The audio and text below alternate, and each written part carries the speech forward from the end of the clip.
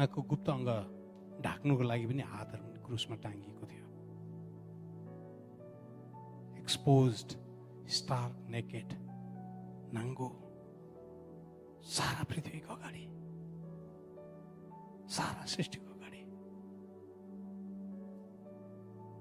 कुन बाउ होला, कुन आमा होला जुन बाउ अनि आमाले आफ्नो छोरा अनि छोरीको त्यो गति हेर्न सक्छ? संसारमा कुनै बाउ आमा छ? बाइबलले भन्छ बुवाले आफ्नो अनुहार लुकाइदिनु भयो, सकेन हेर्नु।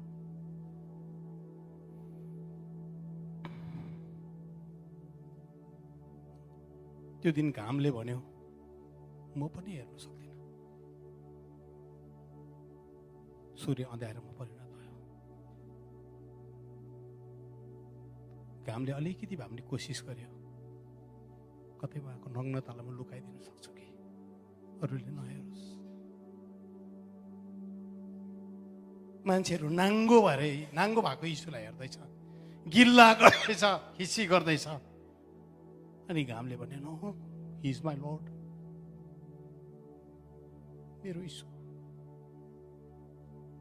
म उज्यालो दिन छोडिदिन्छु। अनि घामले कोसिस गर्यो, आकाश अँध्यारो भयो। उहाँले भन्नुभयो तिर्खा लाग्यो मलाई। उनीहरूले यसो हेऱ्यो, स्पन्ज रहेछ, अनि सिरका रहेछ, भिनेगर रहेछ।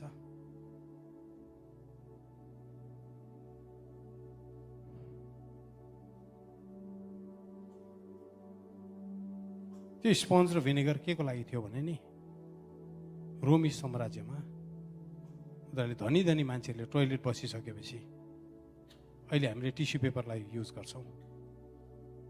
त्यो टिस्यु पेपरको साटो उनीहरूले हो त्यो स्पन्जलाई युज गर्थ्यो। धनी धनी मान्छेले आफ्नो टोयलेट गरिसकेर आफ्नो हातले धुँदैन थियो। उनीहरूको नोकरहरू हुन्थे, नोकरहरूले लट्ठीमा सिरका लगाएर, त्यो स्पन्जमा सिरका लगाएर उनीहरूको मालिकको त्यो अङ्गहरूलाई धुने काम गर्थ्यो। तपाईँले पत्याउनु हुन्न भने गुगलमा तपाईँले जाइलो स्पोन्जियम भन्ने वर्डलाई हेर्न सक्नुहुन्छ। जाइलो स्पोन्जियम चाहिँ हो त्यताबाट आएको। त्यहाँबाट चाहिँ तपाईँको टिस्यु पेपरको हिस्ट्री तपाईँले भेटाउनुहुन्छ। टिस्यु पेपर कसरी बन्यो भनेर तपाईँले खोज्नु जानुहोस्, त्यहाँ भेटाउनुहुन्छ तपाईँले।